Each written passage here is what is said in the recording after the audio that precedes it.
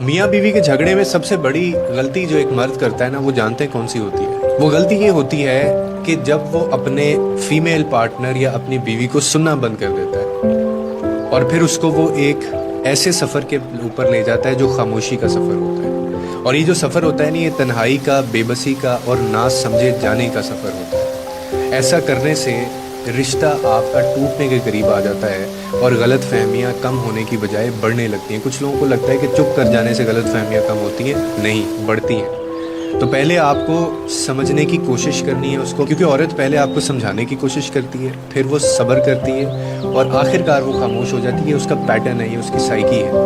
اور اگر تب بھی آپ ٹھیک نہیں ہوئے تو پھر وہ خاموشی سے پیچھے ہٹ جاتی ہے اور اسی خاموشی میں وہ سارے درد، تکلیف اور اپنی نا امیدی بھی چھپا لیتی ہے.